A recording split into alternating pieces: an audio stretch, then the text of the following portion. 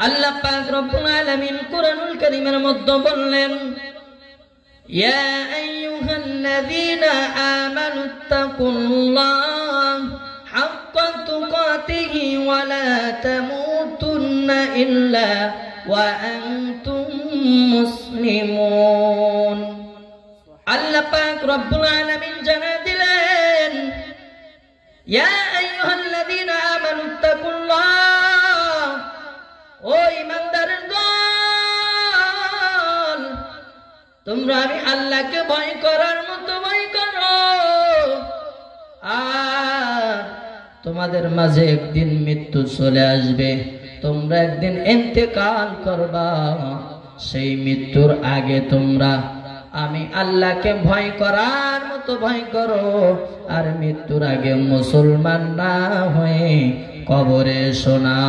জোরে বলুন না সুবহানাল্লাহ। প্যারা হাজিরিন, ও আমার যুবক মুরব্বী বাবা, আল্লাহ যেই হুকুমটা জানিয়ে দিলেন আপনার আমার সতর্কতার জন্য।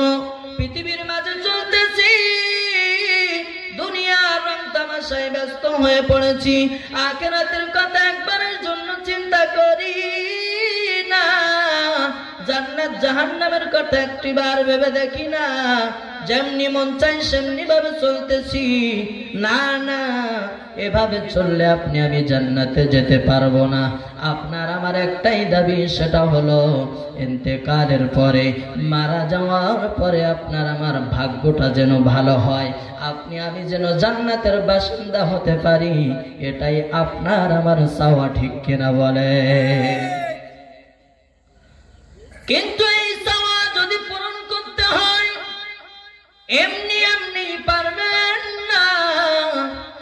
এই চাওয়া পূরণ করতে হলে আপনাকে আমাকে একজনের ইবাদত করতে হবে, একজনের গোলামি করতে হবে। তিনি আর কেউ নন, তিনি হলেন আমার আল্লাহ, ঠিক কিনা বলে? ওই আল্লাহর ইবাদত করতে হবে। রাসূলুল্লাহ সাল্লাল্লাহু আলাইহি ওয়াসাল্লাম যে সুন্নাত তরিকা শিখিয়ে দিয়েছেন, সুন্নাত তরিকা অনুযায়ী গোলামি চলবে কার? সবাই বলেন কার? আল্লাহর গোলামি চলবে। অন্য মানুষের গোলামি কেমন ভাবে করতেছো রে যুবক? পৃথিবীর মাঝে আপনার আমার দায়িত্বে অনেক মালিক রয়েছে, অনেক কর্মচারী রয়েছে। এই কর্মচারী যদি ওই মালিকের আদেশ অমান্য করে, এই মালিকের আদেশ অমান্য করার কারণে ওই মালিক ওই কর্মচারীকে বাহির করে দেয়, না হয় তার বেতন থেকে কেটে নেওয়া হয়, তার ধার্যকৃত অর্থ কেটে নেওয়া হয়। এই ভয়ে ওই বান্দা ওই কর্মচারী মালিকের অর্ডার, মালিকের হুকুম অমান্য করে না। কিন্তু আল্লাহ পাক রব্বুল আলামিন এমন মালিক যে আল্লাহ তাআলা দুনিয়ার যত রাজা আছে, দুনিয়ার যত বাদশা রয়েছে, কিন্তু সকল রাজাধিরাজ হলো আমার আল্লাহ। ওই আল্লাহর হুকুম মানার দরকার আছে না নাই? রাসূলুল্লাহকে ভালোবাসো। কেমন ভালোবাসো? জবানে বলি ভালোবাসি, কিন্তু অন্তরে সেভাবে মহব্বত করতে পারলাম না। এখনো পর্যন্ত জীবনের শেষ মুহূর্তে এসে গেলাম, এখনো রাসূলুল্লাহর সুন্নাত গুলো জীবনের মধ্যে আঁকড়ে ধরতে পারলাম না।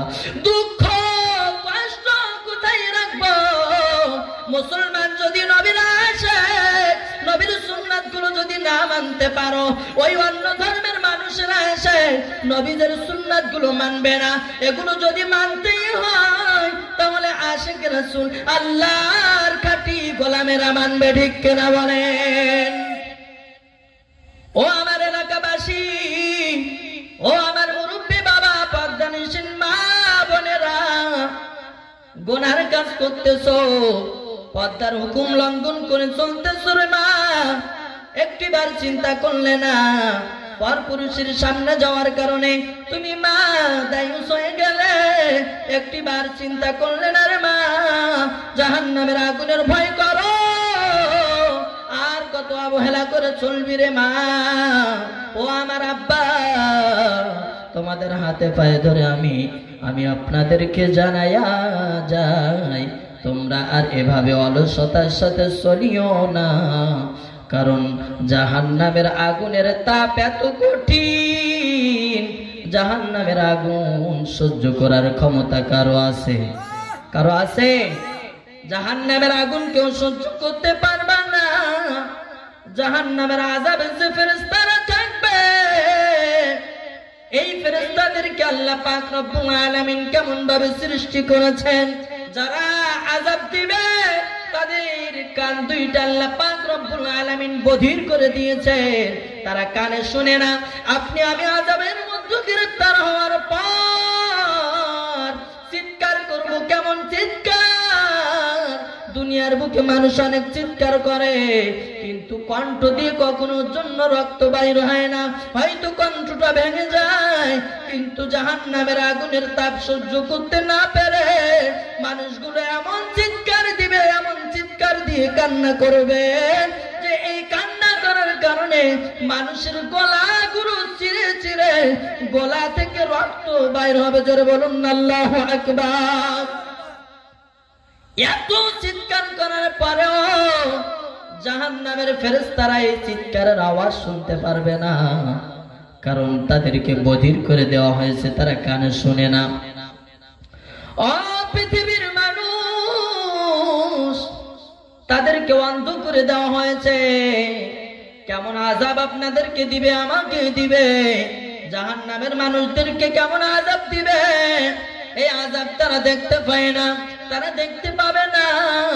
এ কারণে মানুষগুলো জাহান্নামের আগুনের মধ্যে পড়ার পর শত শত বছর পর্যন্ত কান্নার আওয়াজ করতে করতে কোনো উপায় হবে না। আল্লাহর দরবার থেকে কোনো ভালো কোনো ফয়সালা আসবে না, না আসার কারণে মানুষগুলো চিন্তা করবে, দুনিয়াতে শুনতাম যে সবর করলে নাকি আল্লাহর দরবার থেকে ভালো কোনো সুসংবাদ আসে, ভালো কোন সুসংবাদ আসে, কারণে ওই বান্দাগুলো আবার চুপ হয়ে যাবে, চুপ হয়ে আবার ধৈর্য ধারণ করা শুরু করে দিবে। শত শত বছর পার হয়ে যাবে, কিন্তু আল্লাহর দরবার থেকে কোনো ফয়সালা আসবে না। এই জাহান্নামের আগুন থেকে আমরা বাঁচতে চাই কি চাই না? এজন্য আমাদেরকে আল্লাহর হুকুমগুলো মানতে হবে, রাসূলুল্লাহর তরিকা সুন্নাতগুলো ছেড়ে দেওয়া চলবে না, ঠিক কিনা বলেন? আমার আলোচনা আমি এখানে ছেড়ে দিচ্ছি। ও মুরব্বী বাবা, আপনাদেরকে আমি হাতে পায়ে ধরে বললাম, আপনাদের সন্তান আমি, গুনার কাজগুলো ছেড়ে দেন। অনেক বয়স হয়েছে, আপনার আমার বয়সের আপনার আমার বন্ধুগুলো অনেকেই দুনিয়া থেকে বিদায় নিয়ে গেছে, আপনি আমি এখন হায়াতের জিন্দেগিতে আছি, তার মানে আপনি মনে করেন এই যে হায়াতটা আপনি আমি বেশি পেয়েছি, এটা হলো আপনার আমার জন্য বোনাস। এই বোনাস হায়াতের মধ্যে যদি তওবা করে নিতে পারি তাহলে আপনার আমার কপাল ভালা, আর যদি তওবার সুযোগ না হয় তাহলে আপনার আমার মতো কপাল পোড়া পৃথিবীর মাঝে আর নাই, ঠিক কিনা বলেন? আল্লাহ পাক রব্বুল আলামিন যেন আমাদের সবাইকে তওবার দরজায় কবুল করে, সকলে বলি আল্লাহুম্মা আমিন।